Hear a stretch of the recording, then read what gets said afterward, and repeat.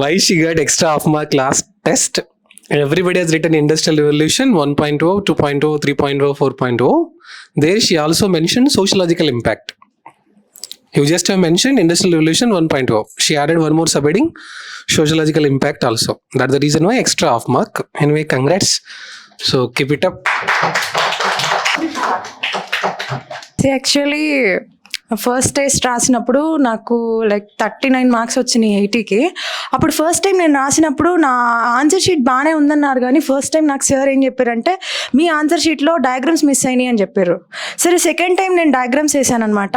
అప్పుడు నాకేం చెప్పారు అంటే బెటర్ కంక్లూజన్స్ మిస్ అయినాయి అని చెప్పారు. సరే డయాగ్రామ్స్ విత్ కంక్లూజన్స్ వేసాను నేను. కంక్లూజన్స్ డయాగ్రామ్స్ వేసినాక కూడా ఏంటంటే కోడ్స్ మిస్ అయినాయి అని చెప్పారు. కోడ్స్ కూడా ఇంక్లూడ్ చేశా. లాస్ట్ టెస్ట్ ఏం చెప్పారు అంటే కరెంట్ అఫైర్స్ లేవమ్మా అని చెప్పారు. అన్నీ మిక్స్ రాసిన నేను ఇప్పుడు వస్తుందని అనుకోలేదు. But I'm just improving my self.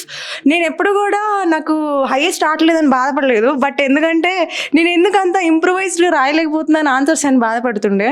కానీ మా సార్ చాలా ఎంకరేజ్ చేసి నిదానంగా అన్ని చిన్నపిల్లలకి ఎట్లయితే నేర్పిస్తారో అలా ప్రతిదీ నేర్పిస్తూ వచ్చారు. కంపల్సరీ సోషియాలజీ నేను మెయిన్స్ దాకా వెళ్తే కంపల్సరీ 300+ తెచ్చుకుంటాను మా సార్ గైడెన్స్లో.